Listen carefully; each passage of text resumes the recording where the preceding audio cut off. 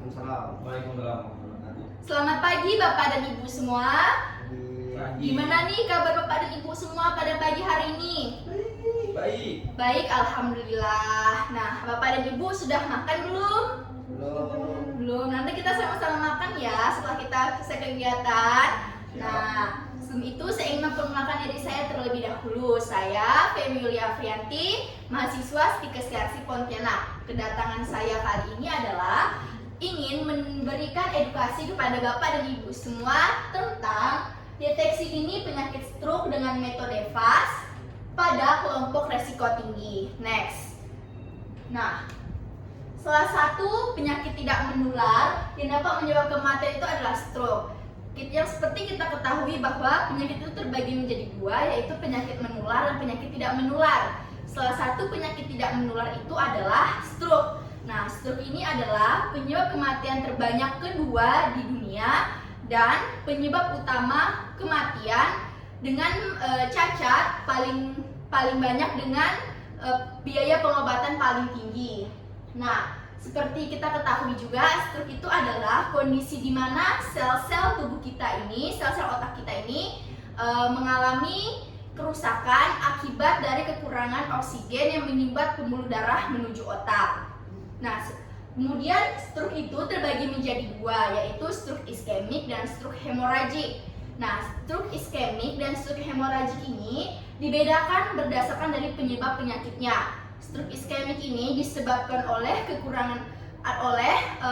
darah itu tersumbat karena kekurangan dari oksigen tadi. Nah, sedangkan kalau stroke hemoragik ini tuh adalah disebabkan oleh perdarahan yang disebabkan oleh penyumbatan pada pembuluh darah sehingga pecahnya pembuluh darah di otak.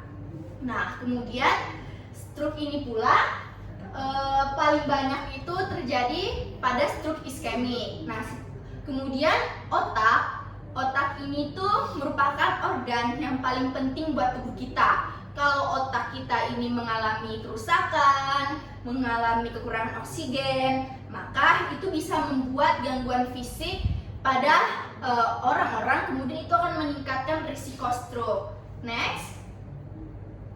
Nah, gangguan fisik yang dialami oleh penderita stroke ini memiliki tanda gejala seperti mereka akan mengalami kelemahan otot, kelumpuhan, gangguan kesulitan untuk menelan, gangguan penglihatan, kemudian suara pelor. Terus itu mereka ini pula akan mengalami kelelahan. Nah, daripada itu juga mereka ini juga memiliki, selain perubahan fisik, mereka juga ini mengalami perubahan perilaku seperti penurunan konsentrasi, memori, serta bahasa. Next. Nah, jika kita sedikit saja terlambat memberikan penanganan atau pengobatan kepada penderita stroke, maka itu akan meningkatkan risiko cacat bahkan kematian. Nah, kita ini ada memegang prinsip yaitu time to brain dan golden period, di mana 1 menit saja jika kita terlambat memberikan pengobatan, maka otak kita ini akan mengalami kerusakan sel-sel, di mana akan mengalami kerusakan sebanyak 1,9 juta sel. Bayangkan, itu hanya dalam 1 menit saja ya Bapak dan Ibu.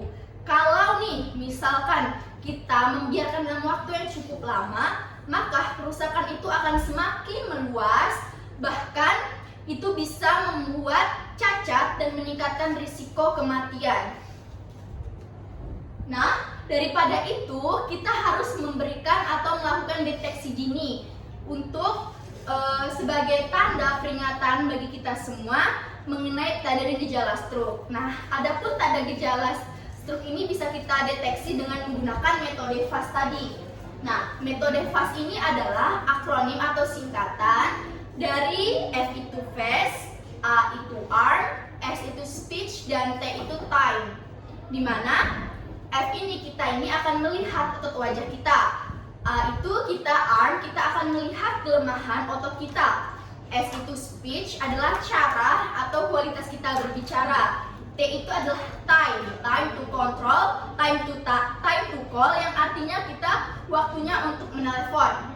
Nah, tujuannya di sini adalah untuk mengetahui dan mengidentifikasi tanda dan gejala dari penderita stroke.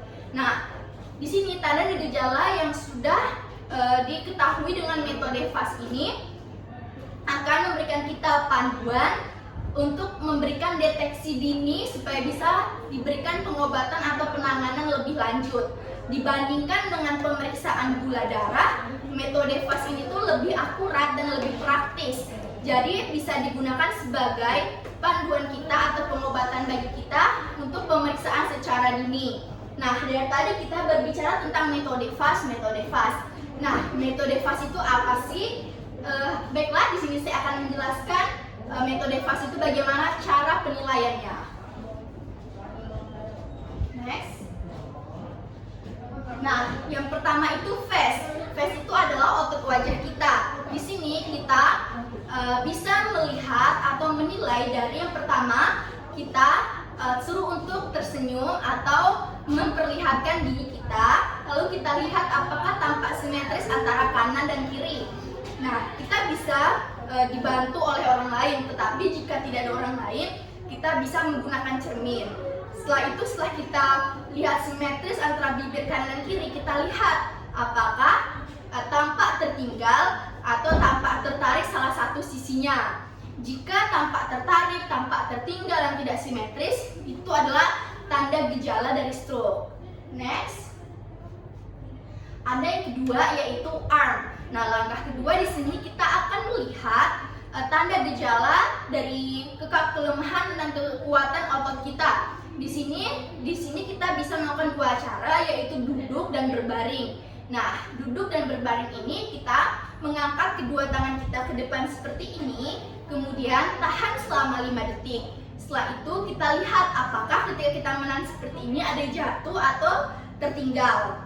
Nah, kemudian setelah kita melakukan tahap yang kedua, kita lanjut ke tahap ketiga, yaitu speech. Nah, speech ini adalah penilaian berbicara. Kita melihat caranya serta kualitas berbicaranya. Nah, adapun yang kita lihat ini, yang pertama itu kita lihat adalah usaha dia ingin berbicara. Kita lihat apakah ada usaha dari dia ingin menyampaikan sesuatu. Setelah kita lihat ada yang ingin disampaikan, kita lihat apakah ada gangguan dari berbicaranya, seperti berbicara pelo tadi. Nah, setelah itu kita dengar bunyi suara pelo. Nah, bunyi suara pelo itu ada seperti bunyi orang cadel dengan bibir tampak tidak simetris atau tampak tidak sama rata kanan dan kiri. Nah, setelah kita dengarkan bunyinya, kita suruh untuk mengidentifikasi alat-alat atau benda-benda yang ada di sekitarnya jika dia mengalami kesulitan untuk mengidentifikasi. Nah, kita bisa menyuruhnya untuk menyebutkan nama barang-barang yang ada di sekitarnya. Jika misalkan ada di ruang tamu, kita bisa suruh untuk menyebutkan nama benda-benda yang ada di ruang tersebut. Misalkan sofa, pintu, lampu, dan lain sebagainya. Nah, tetapi jika dia mengalami gangguan penglihatan, maka kita bisa meletakkan barang di atas tangannya, lalu disuruh untuk mengidentifikasi. Setelah itu, next, ada time to call. Nah, time to call itu apa? Kita menelpon siapa? Jadi di sini, jika salah satu atau ketiga tanda gejala yang sudah saya sebutkan tadi itu teridentifikasi ke arah tanda gejala stroke, maka di sini adalah waktunya untuk menelpon dokter, rumah sakit, atau pelayanan kesehatan lainnya untuk mendapatkan penanganan serta pengobatan sesegera mungkin dan penanganan lebih lanjut. Nah, jadi Bapak dan Ibu semua, yuk kita ulangi sama-sama lagi metode FAST tadi. Nah, F tadi itu apa? Face. Nah, face tadi kita melihat kesimetrisan wajah. Setelah itu kita langkah kedua yaitu arm. Di sini kita melihat kelemahan otot tangan kita. Setelah itu kita angkat tangan kita tahan selama 5 detik. Setelah itu kita lanjut ke speech. Speech tadi itu kita disuruh untuk berbicara. Kemudian terakhir adalah time. Nah, time ini adalah waktu untuk menelpon dokter, rumah sakit, atau pelayanan kesehatan lainnya untuk mendapatkan penanganan yang lebih lanjut. Nah, baiklah Bapak dan Ibu, sekian materi yang dapat saya sampaikan. Apabila saya ada salah kata, saya mohon maaf. Assalamualaikum warahmatullahi wabarakatuh. Selamat pagi Bapak dan Ibu. Waalaikumsalam warahmatullahi wabarakatuh. Pagi Ibu.